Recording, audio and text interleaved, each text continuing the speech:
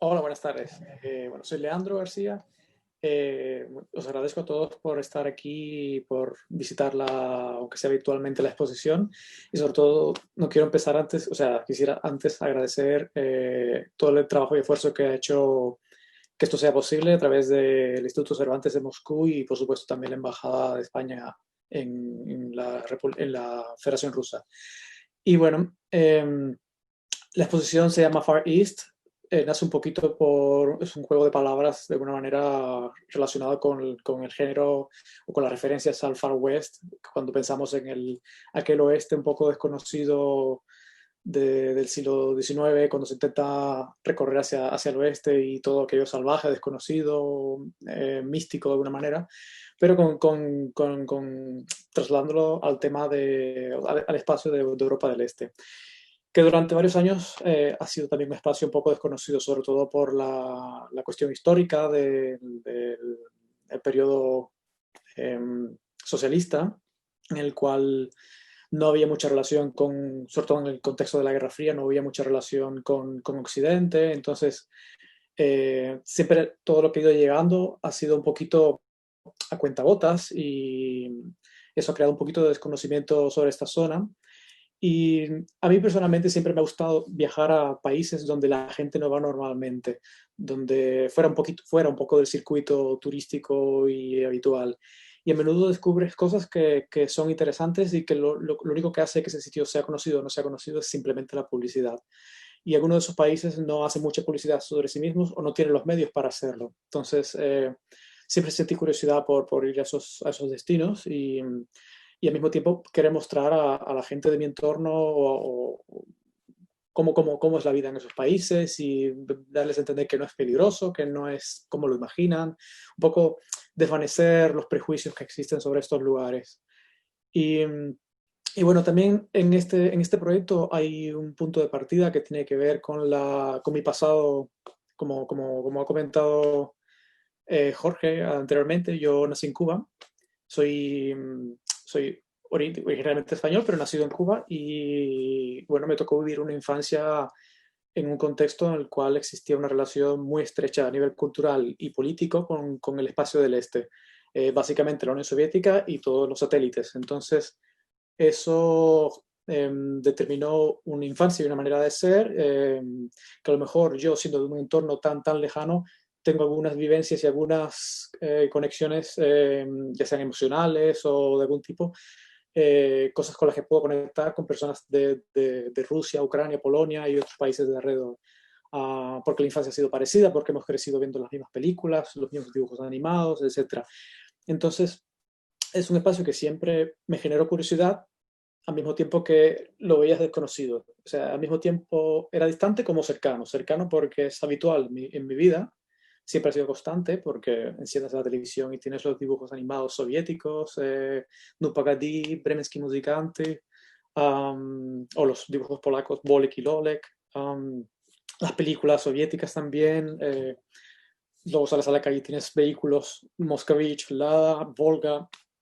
Entonces, la lavadora era soviética, todo, de alguna manera estábamos influidos. Y como venimos, la gente conocía un poquito de vocabulario, que si Tabarish, que si no sé qué. O sea, siempre había un poquito de vocabulario que nos influía y que incluso se incorporaban al lenguaje coloquial del cubano. Entonces, forma parte, de alguna manera, en un porcentaje mayor o menor de mi primera parte de mi vida. Luego el destino hizo que acabase con una esposa rusa, también a partir de los viajes, y entonces ya sin querer ya te vas enterando más cosas de la cultura, y hay cosas que ya me las considero mía, como si casi fuese ruso de alguna manera. Entonces, realmente eso no fue tan inmediato, no fue una cosa tan inmediata de darse cuenta que era así. Simplemente necesité un tiempo, porque yo soy exiliado político de Cuba, y cuando me fui de Cuba y llegué a España, obviamente durante los años primeros de aquí no quería saber nada de esas cosas. Y también fue un poco el contexto de la guerra de Kosovo, un poco también el problema sí, el problema de los Balcanes, Chechenia, todo esto, y siempre estaba como la sombra de la posible guerra nuclear. Entonces todo el tema de Rusia y el este me daba un poquito como de distancia, pero en el fondo poco a poco fui curando esa relación y empezó a generar un interés que ha sido muy bonito y ha sido muy, muy interesante y muy productivo para mi vida. Y todo empezó de una manera casual, simplemente yo había planificado un viaje a Turquía en el 2010, del cual tenía unos planes, pero no funcionaron y pensé que no iba a estar 20 días en Turquía porque me iba a aburrir, quizás quería algo nuevo. Y de manera así espontánea compré un billete de autobús para Bulgaria sin saber ni siquiera si necesitaba visado, sin ni siquiera ser consciente que era parte de la Unión Europea, ni siquiera lo sabía, que simplemente no estaba, no estaba al tanto de ese tema. Y cojo el autobús, llego a Bulgaria y a partir de ahí voy decidiendo sobre la marcha. Llego a una ciudad más del sur y de repente sigo a la siguiente, a la capital. Desde ahí pues digo, venga, voy a Serbia y de repente de Serbia voy a Macedonia.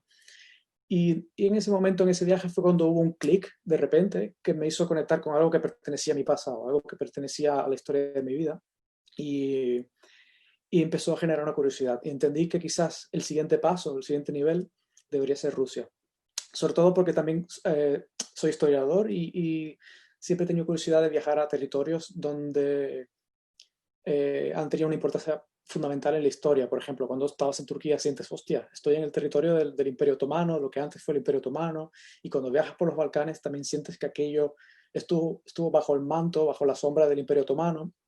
Luego vas un poquito más al norte y estás en las ruinas de lo que era Austro-Hungría. Luego subes más al norte y estás en las ruinas de Prusia y luego vas un poco más al este y lo que queda de lo que era la Unión Soviética. Y todo eso genera una sensación de mucha curiosidad, de querer profundizar. Y en Bulgaria, cuando yo estoy en las calles y veo las letras, los letreros en cirílico, que por aquel entonces no entiendo nada, y veo la actitud de la gente, las caras ya empiezan a ser parecidas a aquella mentalidad, aquella imagen preconcebida que uno tiene de los rusos y de las personas eslavas. Aquello me generó tal curiosidad que necesité planificar ya mis siguientes vacaciones a Rusia y hacer de hecho un viaje mucho más profundo que iba a estar solo limitado al espacio postsocialista de alguna manera. Entonces empezó volando en Albania, de Albania fui a Kosovo, de Kosovo fui a Montenegro, Bosnia, Croacia, Eslovaquia, Polonia, Bielorrusia, Rusia, Ucrania y Rumanía.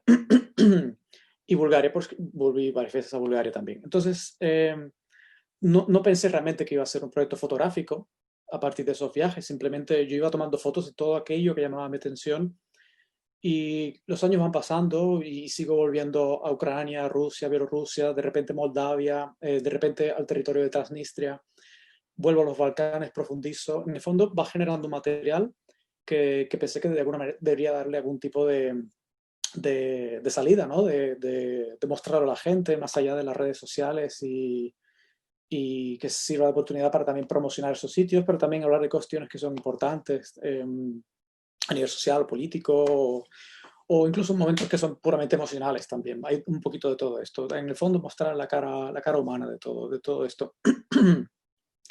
Y, y bueno, con el tiempo ya son 10 años que llevo haciendo estos viajes y podría decir que a fecha de hoy he estado en casi todas las repúblicas que formaron parte de la Unión Soviética, excepto Turkmenistán, porque es muy difícil acceder a Turkmenistán por cuestiones de visado, que incluso hasta para los rusos es complicado. Pero bueno, me gustaría ir a Chechenia quizás algún día, pero bueno, eso ya lo veremos. Pero en general he estado en todos los países del espacio del este que estaban lo que eran considerados satélites de la Unión Soviética, excepto Chequia. He estado en todos y bueno, ha sido un proceso de varios años de repetir y de descubrir y hacer amistades y cuanto más descubres, cuanto más quieres saber y más quieres volver. Y, y bueno, el tema del proyecto Far East, claro, cuando hablamos del bloque del este estamos englobando toda una serie de países que ya no, en algún momento determinado de la historia sí que compartían una idea política, ya fuese impuesta o no, pero estaban bajo esta idea, bajo esta especie de marco mental. Y luego ese espacio desapareció de alguna manera, pero siempre ha pervivido. Entonces, incluso habiendo países que no son de Europa del Este, son de Europa Central, para mucha gente es Europa del Este. Y para muchas personas de Occidente, a veces a la que sientan una lengua que no entienden bien cómo suenan y sugiere sutilmente que puede ser una lengua eslava, pues ya es ruso. Y da igual si es checo, da igual si es polaco, sobre todo porque Rusia siempre ha tenido el mayor protagonismo en todo este espacio, ¿no?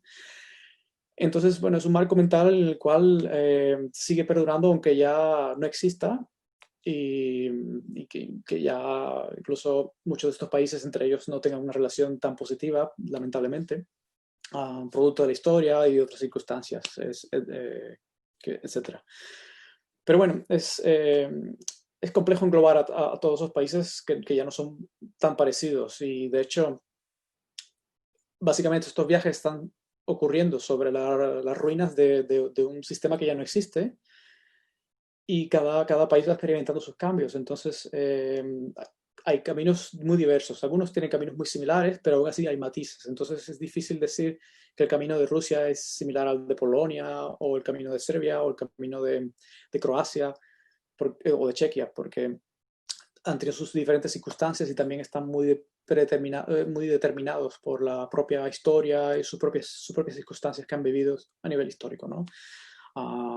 Entonces, es un poco injusto meterlos en un mismo pack a todos porque son muy diferentes. Ya incluso entre ucranianos y rusos ya existen diferencias, a pesar de considerarse casi primos hermanos, ¿no?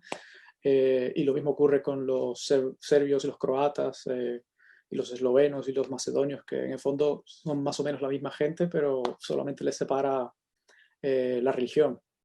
Entonces, ya solo ese pequeño detalle, aunque parezca una tontería, realmente configura maneras de pensar y luego también ahí entran las influencias históricas de con quienes han tenido relaciones y cómo eso ha determinado su manera de ser. Entonces, bueno, eh, el bloque del este pues es un marco mental que ya no existe, pero que he tenido la curiosidad de explorar cómo se han desarrollado esos países, en qué dirección han ido.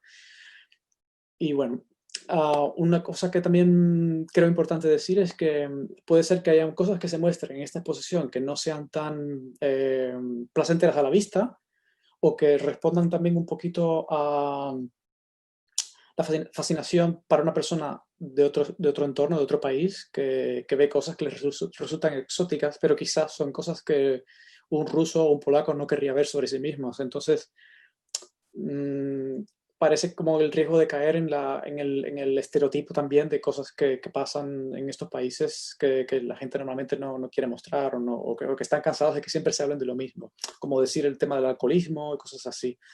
Um, pero bueno, como mismo muestro estas cosas que son feas, que en el fondo una crítica sirve para poder mejorar y cambiar las cosas. También muestro momentos que hay ilusión, que hay cierta magia, que hay esperanza, que hay fe, etc. Yo realmente tengo mucha confianza en el potencial de estos países y tengo mucha admiración y sé que para algunos el proceso es complejo y para otros el proceso es más fácil quizás, pero cada uno tiene su camino y poco a poco encontrará su destino. Y bueno, sobre todo la manera que he abordado este proyecto, yo no soy periodista, soy un artista visual, entonces es cierto que he entrado en un terreno con la frontera bastante difusa entre periodismo y la fotografía artística, y al final siempre hay temas de trasfondo que son políticos, históricos, socioculturales, etcétera. En el fondo intento abordarlo de una manera estética, en equilibrio entre mensaje y estética y demostrar la humanidad de las personas y aquellos momentos concretos y exactos o instantáneos que no se pueden repetir otra vez, de alguna manera, ¿no? El momento exacto, el instante preciso, de alguna manera. Y bueno, simplemente eso, que no soy periodista, o sea, no hubo un planteamiento normalmente periodístico de informar y hacer un proyecto más profundo, porque en el fondo son viajes en los cuales se mezcla la necesidad de disfrutar y ver cosas a nivel turístico y luego hacer estas fotos, pero no es un proyecto que decida, vamos a trabajar este tema concreto y ver cómo funciona en cada país o en un país concreto, sino que simplemente es un poco me he dejado llevar y por eso como son 10 años y no ha habido ese planteamiento de homogeneizar desde el principio, Por eso veréis una estética bastante heterogénea a nivel de técnicas. Por ejemplo, hay fotos en blanco y negro, hay fotos en color, hay, ambas opciones las hay en digital y otras en analógica, porque inicialmente empecé haciendo fotos en analógico en estos viajes y luego ya terminé haciéndolo en digital. Entonces, por eso veréis diferencias estéticas. Incluso hay en algunos ejemplos fotografías que se tomaron con carrete analógico y estaba caducado. Entonces hay como un defecto estético, pero en el fondo tiene un atractivo. O a lo mejor es más importante el mensaje o la idea que a lo mejor ese detalle de que no salió perfecta la foto a nivel técnico, pero es un poco poner cosas en una balanza. Y bueno, en el fondo también es como una manera de mostrar un mosaico de diferentes realidades geográficas y de mentalidades o de maneras de ser. Pues yo creo que podríamos empezar con la exposición. Yo creo que eso ya me daría como punto de partida a explicar algunas cosas. Sin querer estaba iniciado esto. Vale.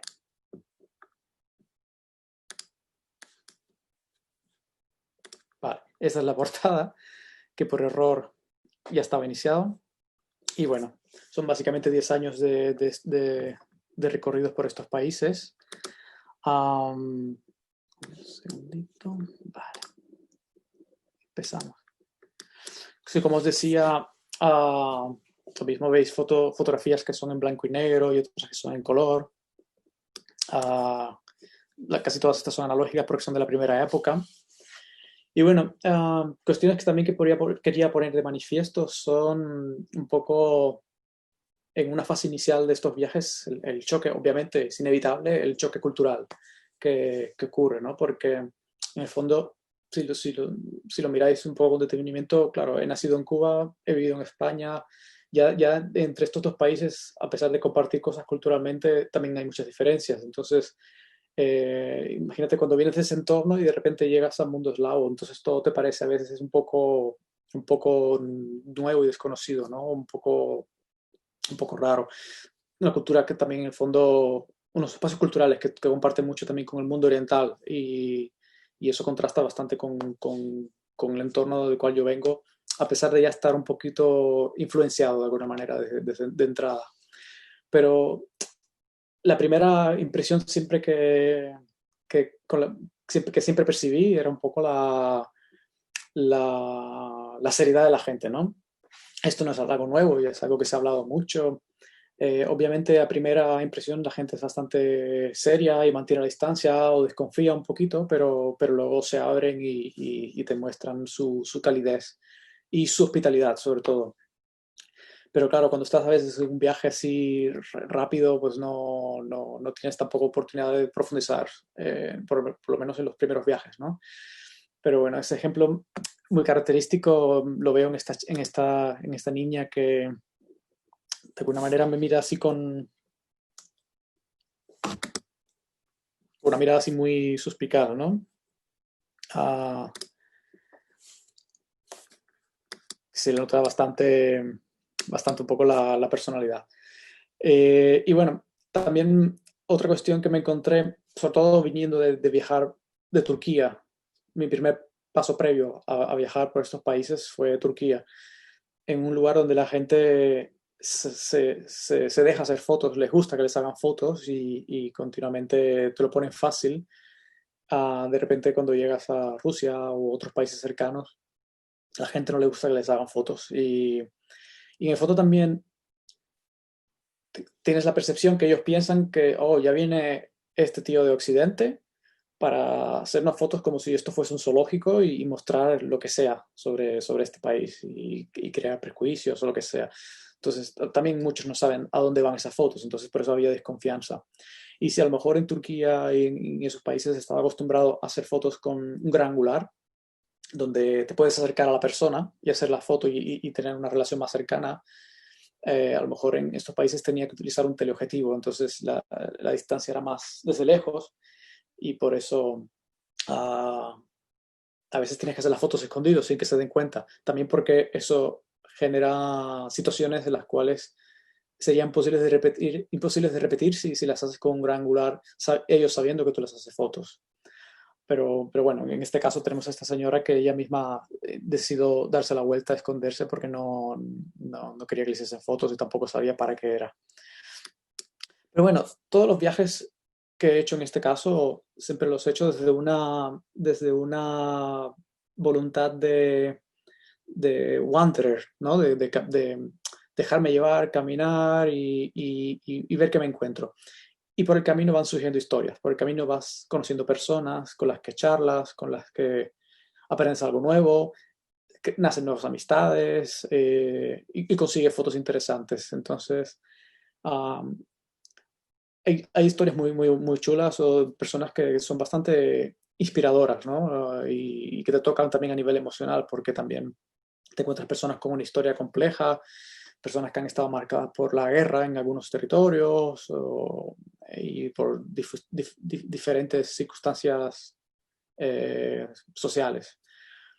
En el caso de Transnistria, que bueno, es un país que no es país, es una república independiente de facto, que está encajada como un sándwich entre Ucrania y Moldavia.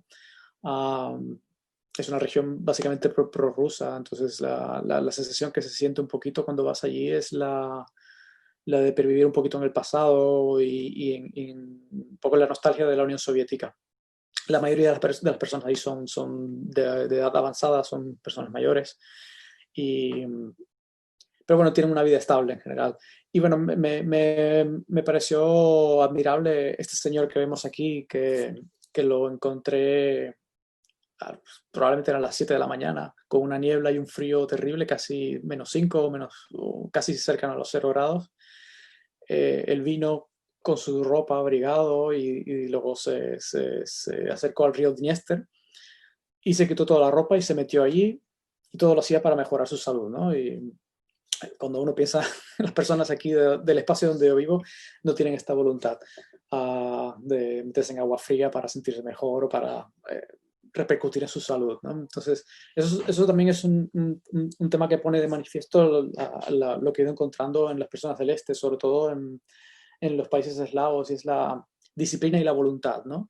Que las personas son mucho más disciplinadas, quizás por el clima que no es tan idóneo, por la alimentación y por la falta de ocio, quizás al mismo nivel que en otros sitios del sur donde la gente quiere disfrutar la vida y todo es más hedonista, pues la gente si quieren hacer algo, lo hacen y se ponen con ello y son los mejores en eso. O sea, tienes un Rachmaninoff, tienes un Prokofiev, tienes estos músicos increíbles o pintores rusos también que con una disciplina muy exhaustiva de trabajar, de dedicarse a eso, llegan a un nivel casi fuera del humano, ¿no? Entonces, uh,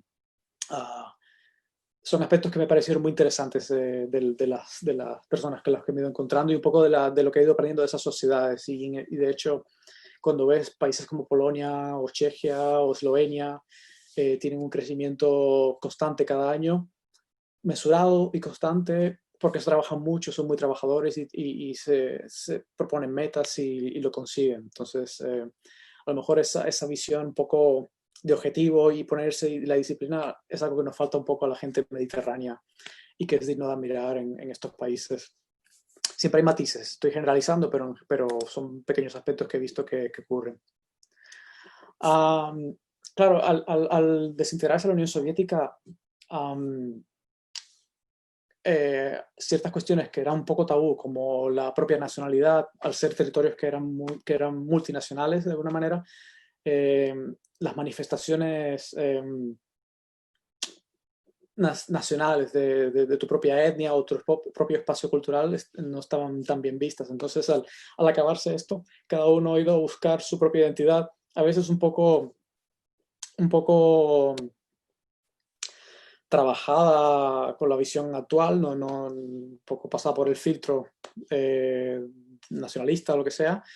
En algunos casos es feo, en algunos casos es extremo, en otros casos tiene cosas bonitas. Por ejemplo, a mí me pareció muy interesante el hecho de las vishivankas, ¿no? Estas camisas que hay en Ucrania que tienen estos patrones en el tejido que son geométricos, ¿no? O geometría abstracta.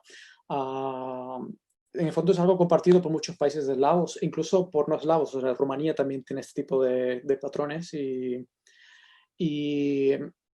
Ucrania es el único sitio donde verás que la gente normal en la calle puede llevar esto.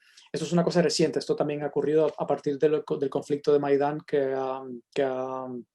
y la guerra con el Donbass, que ha hecho que la gente tenga que buscar un poquito, indagar un poco en su nacionalidad, en los aspectos más así relevantes de sus orígenes culturales y crear con eso una imagen. Aquí me pareció muy curioso que el primer día de la escuela, que justo coincidí que yo estaba en Ucrania, en la ciudad de Ternópil, pues todos los alumnos, todos los estudiantes iban con sus camisitas así, con sus fichibancas y flores y era bonito de ver, bonito de ver y muy curioso. Ah, luego, pues al mismo tiempo, en todos, cada uno de estos países tiene sus propias manifestaciones extremas de nacionalismo, lo que en Rusia llamaríamos un vatnik. Ah, pues en cada país toma su dirección, ¿no? En el caso bueno, tenemos aquí diversos personajes que me he ido encontrando un poquito. En este caso en Serbia. Aquí tenemos un manifestante bueno, o un simpatizante del partido que es el actual gobierno en Polonia, de PiS, se llama Justicia, Ley y Justicia. Y es un partido bastante polémico porque en estos últimos años han intentado hacer leyes muy comprometidas, muy polémicas con respecto al tema del aborto y contra la homosexualidad y otras cuestiones bueno, se le ha otorgado mucho poder a la iglesia en detrimento de la secularidad del país y eso pues ha traído mucho malestar y crea mucha polarización en la sociedad. Entonces algunos países están marcados por esta polarización lamentablemente. Uh, Aquí también tenemos, por ejemplo, un ejemplo de un militar, parece que de descanso. Quién sabe si es una persona que lo han enviado a luchar en el Donbass y ahora está de vuelta aquí. Y bueno, y él está mirando una exposición pública en la plaza de Maidán, donde aparecen imágenes también de la propia manifestación del Maidán. Y bueno, son unas circunstancias muy complejas para Ucrania y también para los países del entorno. O también tuve la oportunidad de estar en el Día de la Victoria, tenía mucha curiosidad de conocer, de ver veteranos, de ver un poco esa realidad. Y fue una cosa muy emocionante, al mismo tiempo que un poco decepcionante por la politización de ese evento, que en el fondo yo creo que requiere más mente fría y pensar con sobriedad de alguna manera. Entonces, bueno, me hizo un poco me dio un poco de tristeza ver gente que todavía adoraban a Stalin, que van disfrazados de militar soviético de aquella época y con retratos de Stalin.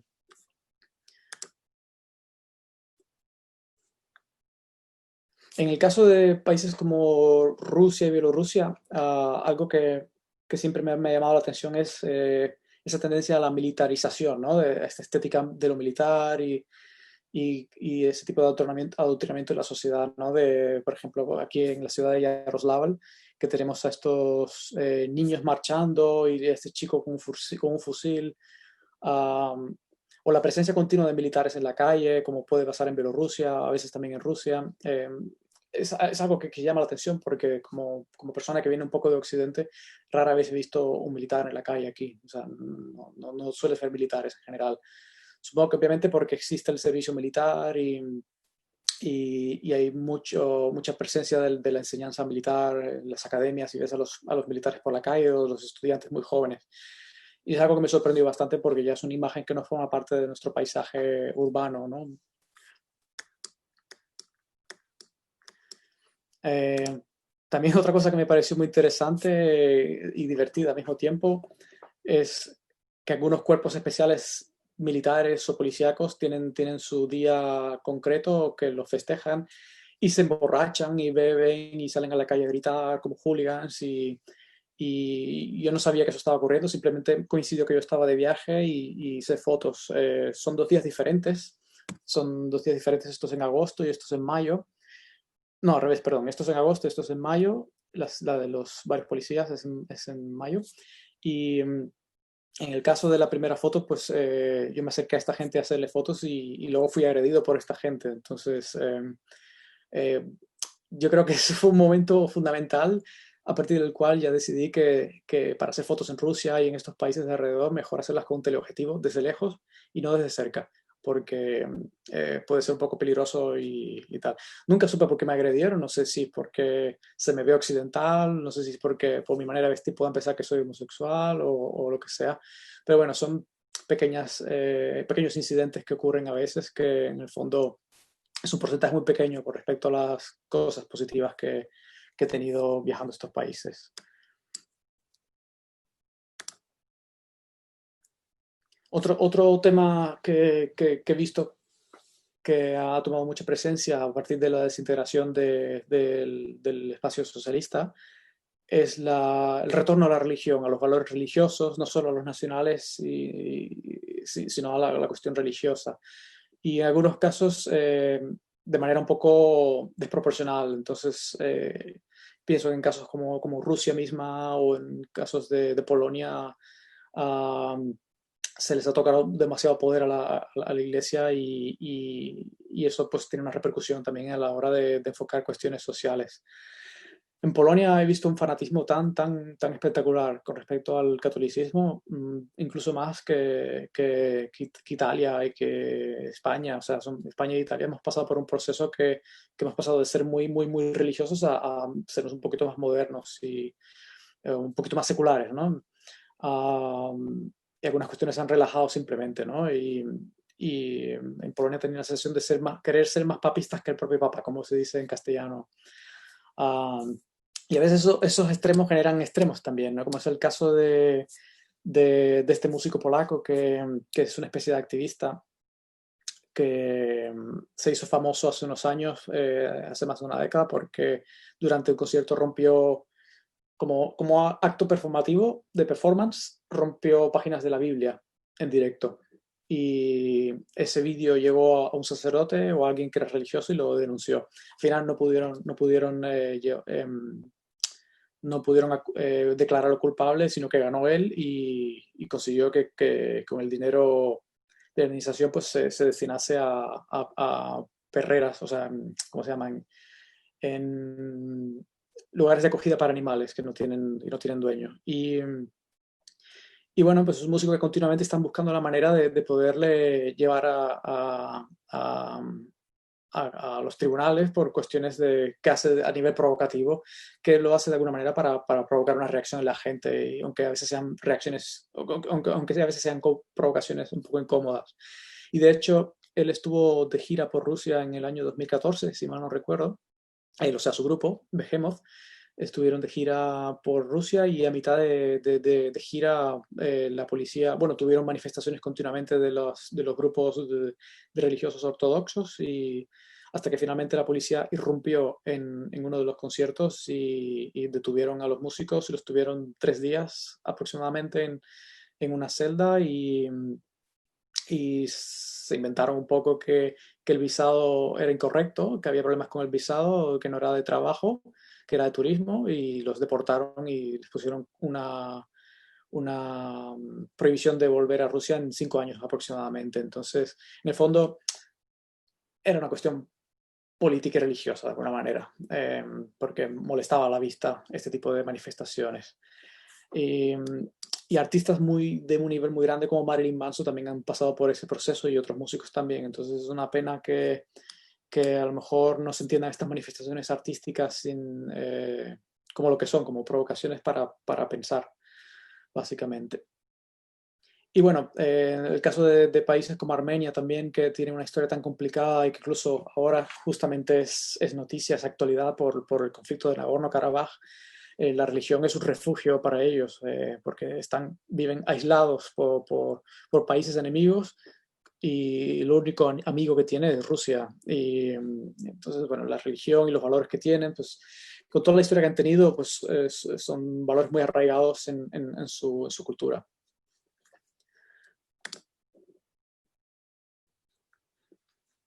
Son momentos donde la fe está presente, bueno, de momentos así también estuve charlando con un sacerdote ortodoxo en Georgia, y aquí tenemos el caso de una chica en una iglesia en Bulgaria.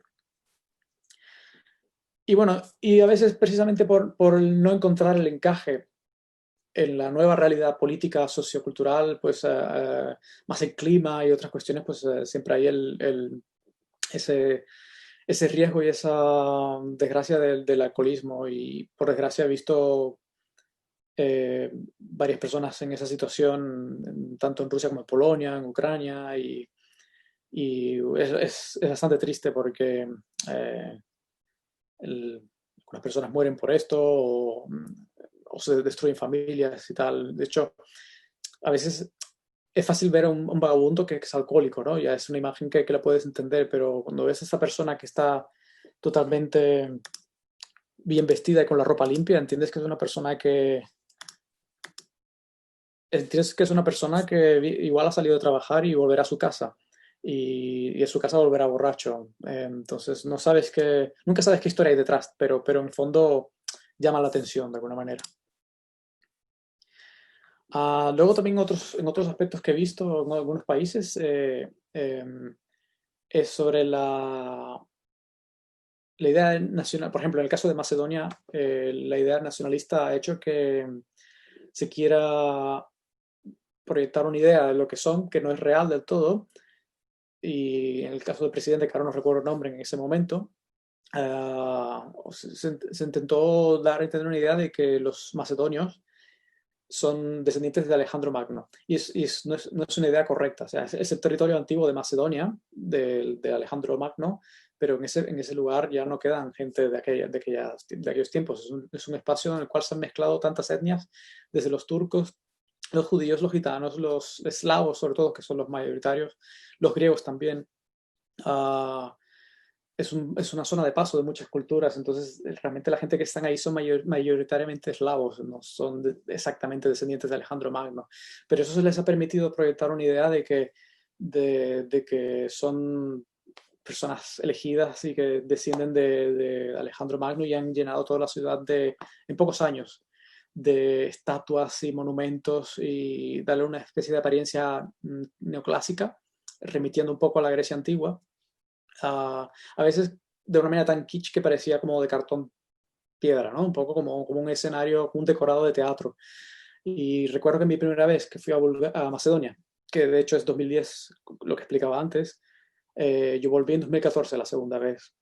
Yo estoy en un sitio que creo que es el mismo que la vez pasada, pero cuando yo miro hacia un lado no veo lo que yo recuerdo. Entonces no entendía bien dónde estaba, porque tampoco era consciente que había ocurrido todo eso. Entonces, sobre la marcha, sobre el viaje, me fueron explicando, y vi un poco lo que ocurría. Pero me encontré una ciudad totalmente diferente, porque en pocos años, en 3 4 años, empezaron a cambiar toda la ciudad, a construir edificios neoclásicos, estatuas de Alejandro Magno, como veis en el caso de esta foto, que hay una manifestación contra todo este embrollo especulativo, y tenemos una estatua colosal de Alejandro Magno y un montón de fuentes con estatuas barrocas, y es una imagen un poco curiosa de ver, la verdad. Y en el caso de Astana, que ahora se ha cambiado de nombre, creo que es Nur Sultan, en Kazajstán, también esta idea de construir rascacielos, edificios y toda una imagen que es un poco artificial, porque realmente no hay gente, no hay nadie, está todo vacío.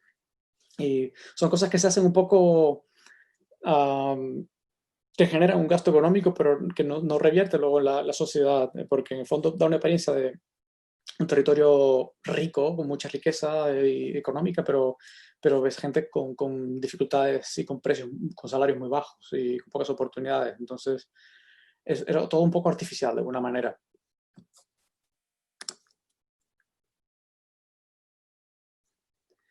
En especial, en los países, no todos son iguales, pero los países que han estado bajo el contexto de la Unión Soviética o del espacio socialista y que eran de religión musulmana, hay diferentes niveles. Por ejemplo, en Azerbaiyán, digamos que sumamente secular y prácticamente no ves personas, no ves mujeres con hijab.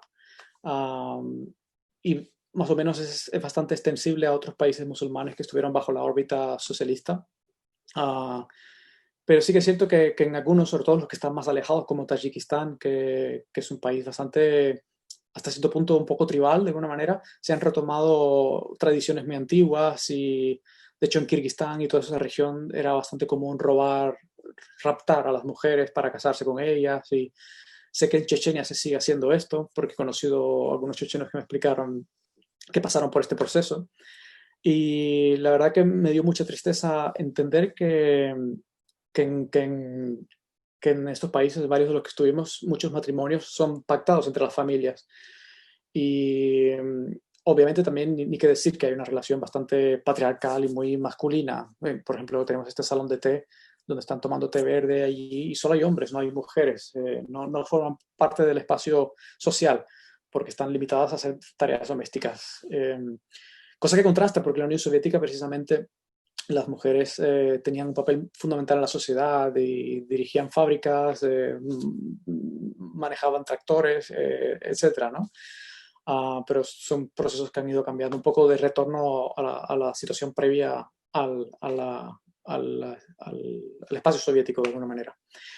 Y bueno, me ocurrió con este matrimonio de Tayikistán que yo me acerqué a ellos para felicitarles por la boda y ella estaba cabizbaja y seria y no quería ni hablar ni decir ninguna palabra. O sea, se notaba que estaba incómoda con eso. No sé la historia particular de ellos, pero la sensación que uno percibe es que no está feliz del todo. Y es un poco triste. Conocí gente durante el viaje que son familias ya establecidas y que se casaron porque fueron pactados su relación fue pactada por sus padres. En algunos casos funcionó bien, pero en otros no funciona. Entonces, obliga a la gente a no elegir su propio camino personal y ser felices, ¿no? Ah, al mismo tiempo, ah, incluso en este espacio del este, del cual comentaba anteriormente, en el cual hay muchas diferencias, claro, hay países que están ya más en la órbita occidental que cuando vas a ellos no notas mucha diferencia porque se parece totalmente a lo que tú ves en España o en Francia o en Alemania, y pasa un poco con Polonia, pasa un poco con Chequia, con Eslovenia. Entonces, a veces también uno va buscando cosas exóticas que llamen la atención y eso puede pasar en Rusia, que al mismo tiempo también que es muy moderna, porque Rusia lo es bastante moderna y en muchos aspectos se ve incluso más moderna que otras zonas de otros países de Europa. Pero al mismo tiempo siguen habiendo imágenes que son exóticas para la mirada foránea. Y cuanto más lejos te vas y consigues ver cosas totalmente ya distintas, vas a la búsqueda de eso. Entonces, aspectos como la indumentaria de las uzbecas, um, amplió esta imagen. Esta indumentaria tradicional, colorida, que no es occidental, la verdad que es bastante curioso de ver. En el fondo te llamará más la atención ver este tipo de realidades culturales que ver cosas que se parecen a las que ya ves normalmente en tu propio país o en los países similares al tuyo. Uh, También volviendo al tema de la influencia de los valores tradicionales y conservadores de la religión y cómo esto repercute en la sociedad, pues a veces las personas no tienen, las parejas no tienen espacio para su propia intimidad hasta que no se casen o hasta que no, eh, sí, básicamente hasta que no se casen. Entonces, para personas que se están conociendo y que existe este deseo y se quieren besar, pues no tienen esa oportunidad, tienen que buscar rincones que no les vean, para no ser juzgados por la mirada ajena, ¿no? Y me pareció muy, muy curioso, triste, pero a la vez gracioso, el hecho de encontrar esta pareja que se están aprovechando cuando no les ven para intentar darle un beso a ella y tener este momento íntimo, aunque sea un paréntesis en esta realidad social que tienen. Otro aspecto que me pareció muy interesante es la vida de los gitanos, ¿no? Normalmente, bueno, obviamente España tiene una cultura gitana muy importante y nos ha influido quizás más que en otros países de nuestro entorno. pero siempre hay también como una percepción, un prejuicio de que los gitanos siempre vienen de Europa del Este, sobre todo de Bulgaria, de Rumanía, y de hecho en España a las personas de etnia gitana que se nota que son de Europa del Este se le llaman rumanos, pero a lo mejor pueden ser de Bulgaria, pueden ser de Moldavia, pueden ser de cualquier otro país, pero ya se les estableció ese San Benito, ¿no? De alguna manera. Pero lo que sí percibí que me daba un poco de tristeza en muchos de estos países es que a estas personas se les marginan bastante en comparación a cómo ocurre en España, a que hay programas para integrar a estas personas o incluso programas sociales para que puedan trabajar, o en los barrios donde suelen vivir se suelen edificar centros culturales, hoteles o comisarías de policía para que haya movimientos internos y no se marginen. Entonces, al final se relacionan todos y hay oportunidades de trabajo. Entonces, obviamente hay cosas por trabajar en España con respecto a los gitanos, pero no es un problema tan grave quizás como a lo mejor he visto en otros países de Europa del Este donde se les margina y se les detesta. Y entonces es un círculo vicioso que nunca acaba porque al final ellos también se aíslan a su espacio y la otra sociedad va en su dirección también y no se relaciona. Pero también con la necesidad de ver cosas exóticas y ver cosas interesantes, me introducía en los barrios de gitanos o a veces te los encontrabas de casualidad y se daban situaciones bastante espontáneas y curiosas, ¿no? Entonces, bueno, me hizo mucha gracia encontrar en Bielorrusia a estos dos gitanos subidos en la fuente y tirándose agua, cosas que ya no ves normalmente entre la gente, ¿no? Del día a día, ¿no? Ah, o estos niños también gitanitos que están jugando en la calle. Que ya prácticamente en los países de Europa Occidental no ves niños en la calle porque la gente tiene tanto miedo a, a que los puedan raptar o lo que sea, que ya no hay esta cosa que a lo mejor en mi generación sí que existía, que tú ibas solo a la escuela y que ibas a comprar algo y no pasaba nada, ¿no? Pero la mentalidad ha cambiado. Y en cambio estos niños los puedes ver en la calle, sin ropa, jugando, tirándose agua, etc. Otro aspecto que he encontrado en estos países, sobre todo a raíz del cambio de sistema, es que los quienes han quedado un poquito atrás han sido las personas mayores, que se han quedado desencajadas en esta nueva situación y no han encontrado un poco su camino. No todos los países igual, pero en general he visto un poquito esta percepción, porque son personas que ya están en una dimensión que no controlan las nuevas tecnologías, algunos no hablan idiomas, entonces es difícil ya encontrar un nuevo lugar a nivel social o de trabajo. Suelen tener pensiones muy, muy bajas, entonces como bueno, se ha convertido en un paisaje urbano normal el hecho de ver abuelitas vendiendo frambuesas en Ucrania o en Rusia. Y bueno, siempre tuve esa sensación un poco de no encontrar que encajasen estas personas, que se han quedado un poco olvidados de alguna manera por la sociedad. Y bueno, una de las cosas más emotivas que tuve la oportunidad de ver fue, como cité antes, el Día de la Victoria, que fue en el año 2014, y pude conocer los pocos veteranos que quedaban. Ah, Quedaban muy pocos porque ya son muy mayores todos y muchos han ido muriendo. Ah, Fue bastante emotivo porque, como todos sabemos, que en la Unión Soviética se perdieron por lo menos 26 millones de personas y siempre, de manera directa o indirecta, siempre alguien perdió a alguien. Y, y eso pues todavía tiene una herida no bien cicatrizada en la sociedad. Lo que no me gusta es la politización de esto, de este fenómeno, de estas cuestiones de historia. Yo creo que en algunos aspectos hay que pasar página y seguir adelante porque también se rescata como de manera intencionada a nivel político para establecer una frontera entre Occidente y nosotros, como que no siempre hemos sido invadidos y no comprendidos de alguna manera. Yo pienso que las víctimas merecen otro tipo de respeto. Y bueno, aquí es lo que comentaba, ¿no? De las personas mayores, como este señor muy simpático que me ayudó a orientarme en Bulgaria. Yo estaba cogiendo un tranvía y quería preguntar si iba a la dirección correcta. Y empezamos a hablar, yo le hablaba en ruso y él me respondía al búlgaro mezclado con ruso. Otra de las cosas interesantes es que a raíz de todos estos viajes he podido aprender ruso, me defiendo un poquito. no es que lo hable perfecto, pero para la dinámica habitual de la calle, pues bastante, me sirve bastante, me es bastante útil. Y sobre todo me es útil también en los países de otras lenguas eslavas, donde hablo una especie de esperanto eslavo mezclado con ruso y consigo comunicarme con la gente. Y bueno, la historia personal de este señor, que era un médico militar y también le pasaba lo mismo, ¿no? De nostalgia por aquellos tiempos en los cuales las cosas venían un poquito más estables o arregladas por el Estado de alguna manera. Pero pasan a un nuevo sistema en el cual todo es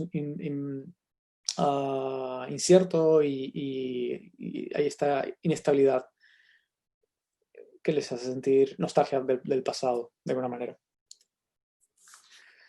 Transnistria es un ejemplo claro de este tipo. Uh, bueno, también no solo la gente mayores, sino gente joven también a veces les cuesta encontrar su lugar. Sobre todo, por ejemplo, el caso particular de este chico de origen ruso, de Kirguistán, étnicamente ruso, pero al final es una minoría en Kirguistán. Y casualmente le gusta la música rock y metal y es muy complejo poder encontrar entendimiento con este tipo de música en un entorno en el cual no es muy aceptada socialmente porque no se le entiende la música y no se entiende ese tipo de música y se le atribuyen connotaciones negativas, satánicas o lo que sea, y cuando a lo mejor es puramente performance o expresión artística. Y a pesar de las dificultades, él organiza conciertos en Almaty, en Kazajstán, y en Bishkek, en Kirguistán, y trae grupos de Occidente, y tocan allí, grupos también de la escena local, y hace un trabajo que a menudo es más por placer que por realmente ganar beneficios, porque realmente pierde. Y tiene que combinarlo con un trabajo que no tiene nada que ver con la música y el arte, pero me pareció muy admirable la labor que hace. Por su pasión musical. Y es difícil, de hecho, a veces encontrar su propio espacio, porque en el fondo eres de origen ruso, pero a la vez no te pareces a la gente de ahí. La gente ya es totalmente otra lengua, otra cultura, y sientes que no encajas del todo en ese país, pero a la vez si vuelves a Rusia tampoco ya eres plenamente ruso, entonces no se te entiende. Incluso es complejo el hecho de encontrar personas que son étnicamente rusas, pero nunca estuvieron en Rusia. Es muy curioso, ¿no? De alguna manera. El caso de Albania, que es un país bastante curioso, del espacio del este, pero no eslavo, porque es otra lengua y otra etnia de alguna manera. Bueno, la dictadura de Enver Hoxha fue bastante cruel y bastante estricta, entonces, bueno, es un país que llenaron todo de búnkers por la paranoia de que nos invadirán, y es el país con más búnkers por metro cuadrado, básicamente. Y muchas de las edificaciones están en ruinas, y este es el ejemplo del mausoleo donde se enterró al dictador, que ahora está todo ruinoso, y a pesar de las ruinas se sigue usando como si fuese un museo, bueno, un museo como un espacio de arte contemporáneo, postmoderno más o menos. Pero bueno, quería contraponer un poco la vida contra aquello que es viejo y que está en decadencia de alguna manera. La esperanza dentro de lo que está en ruinas y lo que está ya decadente. También, siguiendo en la línea, a ver, un momento, esto ahora no camina.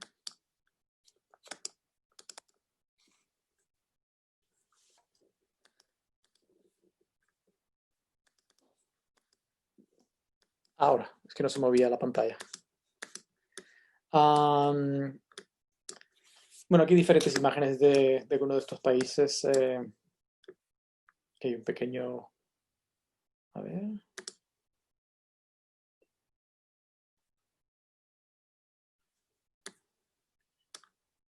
Sí, otros casos así de personas un poco outsider, ¿no? Que les cuesta encontrar su lugar. Por ejemplo, la chica que vemos en la imagen aquí acostada. Ella vivía en Siberia, en alguna ciudad importante de Siberia, ahora no recuerdo cuál era realmente. Sí, Krasnoyar, o Novosibirsk, no recuerdo ahora exactamente. Pero allí no era muy entendida por su estética, por los tatuajes y por simplemente ser diferente y decidió irse a San Petersburgo y empezar una vida allí y encontrar su espacio. Yo creo que todavía sigue encontrando su espacio, pero al menos está más cómoda que donde estaba antes, antiguamente. Y lo mismo con este chico bielorruso, uh, que lo conocí en 2011. Justo en aquel año había habido aquel atentado raro en el metro y se acusó a una persona y se le hizo un juicio sumario así rápidamente. Se dijo que era el culpable, pero que parecía todo como una tapadera de humo para disimular la devaluación de la moneda bielorrusa y toda la crisis económica que hay en ese país por la gestión de Lukashenko, que ahora es de actualidad y estamos viendo lo que está pasando. Uh, y bueno, pues creo que hay un cambio generacional en el cual la gente siente que ya no quieren seguir con ese antiguo modelo postsoviético y creo que ahora es cuando está emergiendo con fuerza porque la gente está bastante cansada. Y bueno, esos son momentos sin más de situaciones que te vas encontrando que tienen cierta magia, que tienen cierta belleza también, que no todo es hablar de cosas que son feas o desagradables. Lo mismo aquí, ¿no? Son imágenes un poco de cosas habituales que puedes encontrar en Rusia y Ucrania y que tienen cierta magia a nivel de recuerdo. A pesar de que lo que explicaba al principio, de que a veces las personas tienen una faz seria, un talante serio y que intimida un poco, la gente hace un cambio de chip radical cuando llega el buen tiempo, la primavera, el verano, y ciudades como Moscú, San Petersburgo y otras también toman una dimensión alegre y la gente sale a la calle y pasea y pasan el rato. Algunos patinan, otros bailan salsa, bailan música en general. Y esa es una Rusia, una Ucrania, una Bielorrusia, una Polonia que echo de menos a veces. Sobre todo porque a mí no me gusta mucho el calor y prefiero a veces estar en un verano un poco más fresco que no pasando calor en España. Y se agradece ver un poco esta actitud vívida. Y de hecho, otra cosa que me fascina de estos países es que, sobre todo Rusia, que está muy arriba, el sol al estar no tan alto como en España, siempre está un poquito más ladeado, entonces siempre da una luz muy teatral, muy estética para hacer fotografías. Mientras que en España la luz es mucho más dura, a menos que haya otoño o primavera o días de lluvia, la luz es bastante fuerte y genera mucho contraste. Entonces, encontrar, no sé, en estos países se da una iluminación y unos colores y unos tonos que es sensacional. Um, Aquí este músico es un poco recordar lo que había dicho antes de la disciplina, ¿no? Me sorprendió este chico tan joven, creo que tenía 16, 17 años y tocaba Rachmaninoff con una fluidez que era espectacular y ajustado, todas las notas en su lugar, todo en la intensidad necesaria y son aspectos que son muy de valorar y respetar de la cultura rusa y de otros países eslavos. Por ejemplo, países como Polonia también, la industria musical es de tal nivel que parece, o sea, en tan pocos años, después de pasar del comunismo al sistema que tienen actualmente, la música rock en Polonia se ha puesto al mismo nivel que industrias más consagradas que ya existían en Alemania o en Estados Unidos o en Suecia y están al mismo nivel y son muy respetados y es bastante curioso teniendo tan pocos años para poderlo hacer porque años antes esa música estaba mal vista, estaba prohibida y mientras que en Estados Unidos o en Alemania estaba en su pleno proceso de desarrollarse, ¿no? Y entonces han llegado tarde, pero han llegado, se han puesto las pilas y han conseguido un nivel increíble. Y eso habla mucho de lo que decía, de la disciplina, de ponerse de manera seria y rigurosa con las cosas. Y bueno, aquí esta es la última imagen de la foto, perdón, de la exposición. Esta niña que bueno, en el fondo es el futuro, ¿no? Es el futuro los niños son el futuro de todos estos países y que la sociedad irá cambiando y pienso que muchos de esos países tendrán procesos difíciles, pero les deparará un futuro interesante Y supongo que con el bagaje de haber vivido las circunstancias, la experiencia histórica de la Unión Soviética o de la izquierda, pues supongo que cogerán lo mejor de cada cosa y tendrá su propia forma y tendrá su propio camino. Entonces, ya veremos cómo se desarrolla. Yo por lo pronto seguiré siempre aventurándome a viajar por estos países y seguir disfrutando de estas culturas. Y bueno, no sé si me he dejado alguna cosa, pero bueno, sí, creo que si queréis hacer alguna pregunta, eh, estoy a vuestra disposición.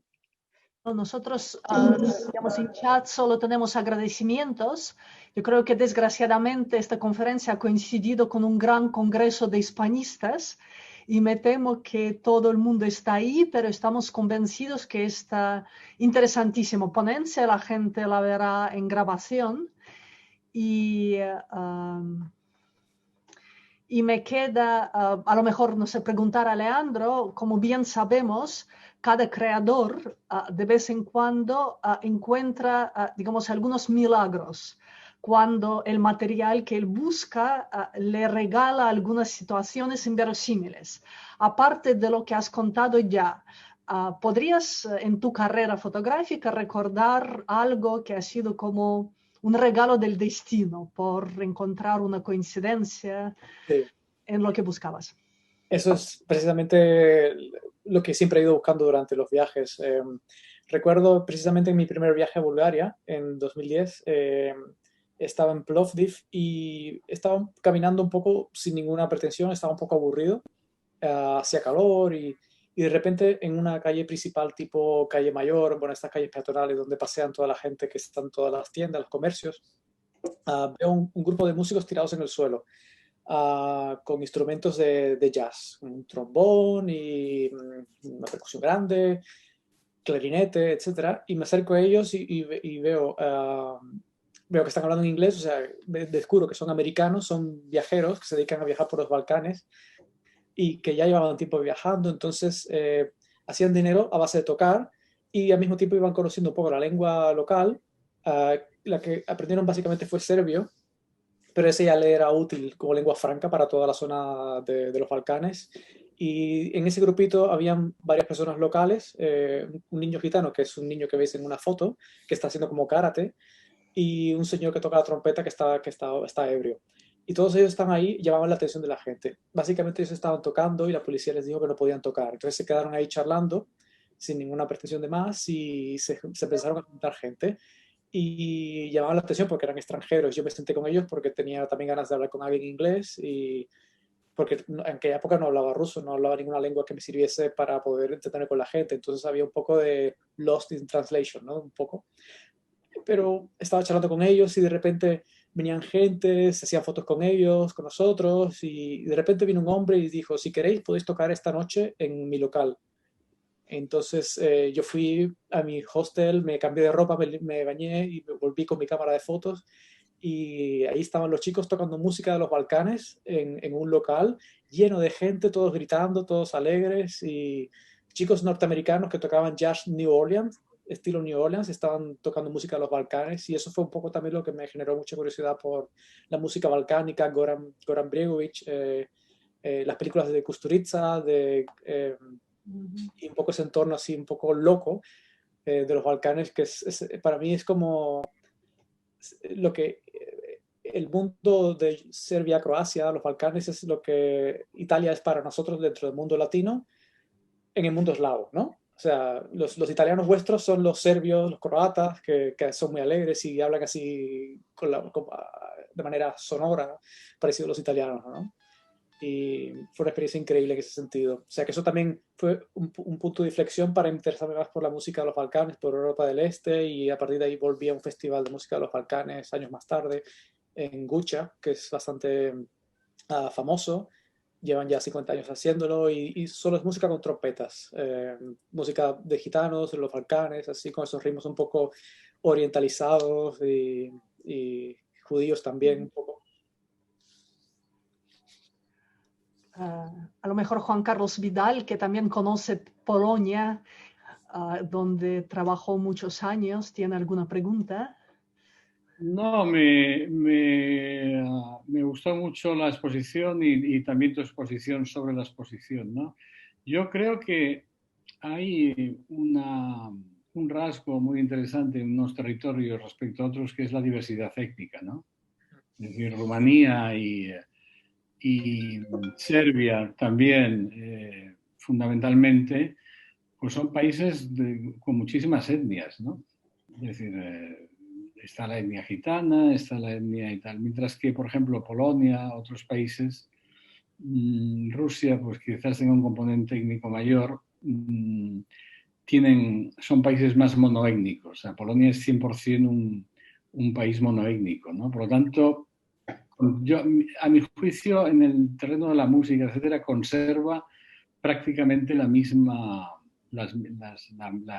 folclore, el mismo folk y las mismas tendencias que desde el siglo XIX, porque realmente los demás componentes han desaparecido o tienen una forma de revivificación nostálgica, ¿no? Me refiero a esto a Goran Bregovic, que sí que lo vi en dos ocasiones en Bucarest, y realmente la recepción en Bucarest podía haber sido exactamente la misma que hubiera tenido en Timișoara o que hubiera tenido en Sziget, por ejemplo, ¿no? Es decir, esto, y es un fenómeno muy localizado, ¿no?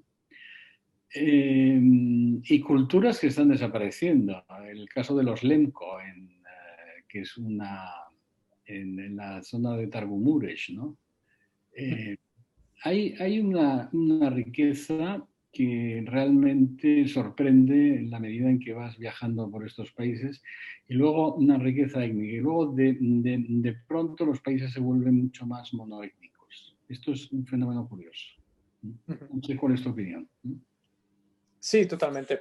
Bueno, claro, Rusia es difícil incluirla en ese grupo porque Rusia es tan inmensa que abarca Y de todo, Rusia es aparte. de todo. Y curiosamente tienes la realidad, obviamente la dominante es la cultura eslava rusa, pero cuando vas a Chechenia pasan cosas que a lo mejor cuesta creer que están dentro del paraguas de la Federación Rusa, ¿no? Que pasan cosas que son un poco más ligadas a la cultura musulmana más ortodoxa, ¿no?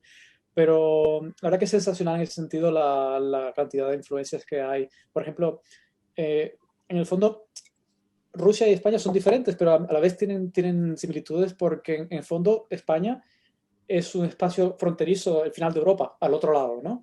Y Rusia es lo mismo al otro lado, ¿no? Entonces, eso hace de España que compartamos cuestiones orientales también con el mundo, los 7 siglos de espacio islámico que vivimos, de cuando estamos bajo el dominio árabe, pues eso ha influido cosas en nuestra lengua, en nuestra cultura arquitectónica y en otras cuestiones más. Entonces, Rusia le pasa un poco lo mismo, la influencia y el contacto con Oriente pues ha hecho que tenga, a pesar de ser europeos, al mismo tiempo no lo son. Y esa ambigüedad a veces también la comparte España y la comparte Turquía, la comparte Rusia y, y cuando piensas en los Balcanes también, sitio en el cual también ha sido frontera de Europa, que es puente entre Oriente y Occidente, donde se han repelido las invasiones de los mongoles, donde han parado los turcos para que no avancen hacia Europa. Y al mismo tiempo todo eso ha influido culturalmente, pues hay tanta mezcla cultural, hay tantas etnias, hay tantas influencias que es un cóctel que es difícil resistirse a eso. Por eso a mí me estimula mucho viajar a esos países. Sí. Gracias a Gracias, vosotros. gracias también a Tatiana por la gran ayuda en este proyecto y a todos vosotros por haber colaborado y por haber darme la oportunidad de tener este espacio para divulgar mi arte y para también establecer conexiones no solo hispanas y rusas, sino también con los hermanos de alrededor, ¿no? Un poco.